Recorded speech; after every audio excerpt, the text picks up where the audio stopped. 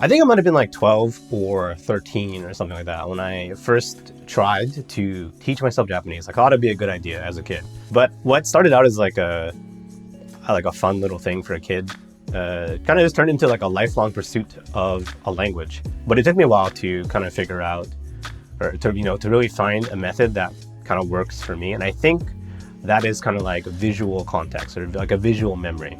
I am way more likely to remember a word and to remember like the meaning of it and everything if I can more strongly like make some kind of like visual or emotional connection. Like if I can clearly remember where I saw a word, what I was thinking at the time, what I was feeling at the time, that kind of thing.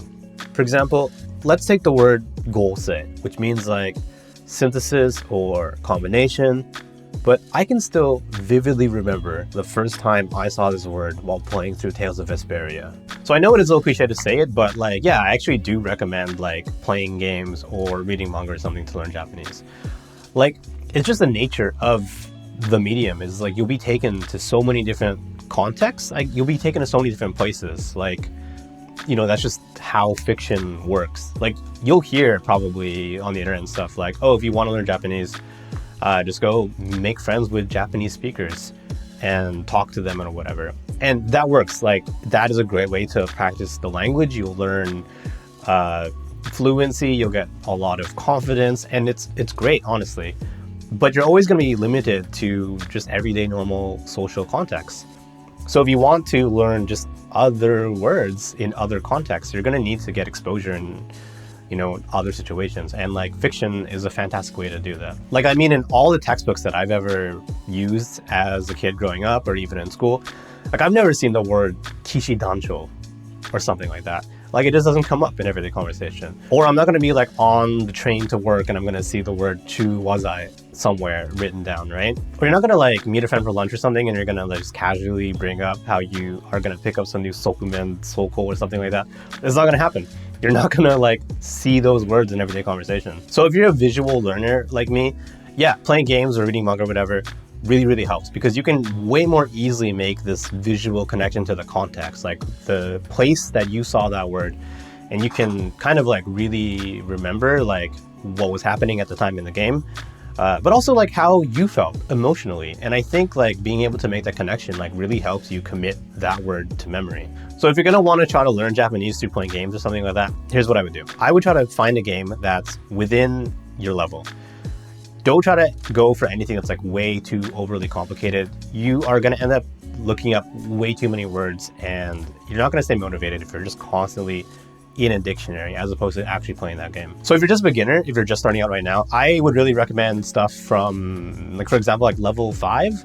They do this thing where they actually put furigana over most of their words. So if you see a word that's completely unfamiliar to you, you'll have the reading for the kanji over that word, which makes it incredibly easy to look that word up later. It's just extremely helpful. And I think the vocab that's used in like fantasy life isn't overly complicated, so it's a great place to start. Next, remember that you are still playing a video game. So every time you come across a word that you don't know, just write it down. Like write it down in a notebook or use some kind of app or something like that. Just type it down and move on. That's it. Don't try to get too caught up in looking the word up at the time because it really kills momentum, that kind of thing, especially if you're like in a cutscene or something, like you are trying to get through some story.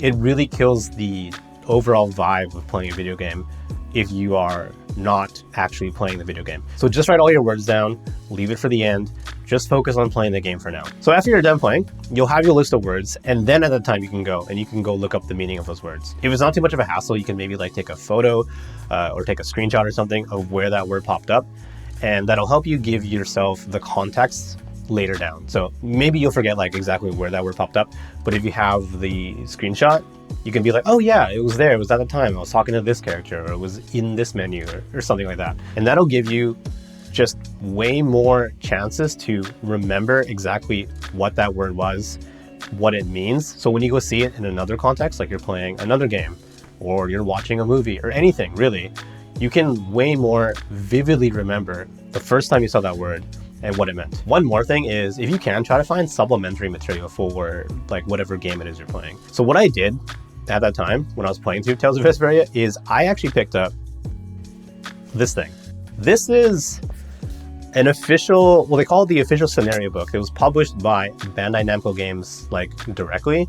And what it is, it's actually just every single cutscene and skit from the game, just completely written out. It's basically just the script to the entire game. So I thought it would be a great idea to play the game, write down words I didn't know, look them up later, and I could also go and just read through the scene again after I've learned the word. Now I understand that like not every game that you play will have a book like this or a script that's like easily available like on the internet or otherwise. But if you can find some other way to kind of just get secondary reinforcement about these words, maybe you can find the cutscene on YouTube, maybe you can find the cutscene on YouTube with subtitles, anything. It'll help you later like just extra remember, I guess. So yeah, that's really how I did it. That's how I learned a lot of words, you know, when I moved to Japan initially, and I had, I guess, like way more access to games in general, like especially like free-to-play games.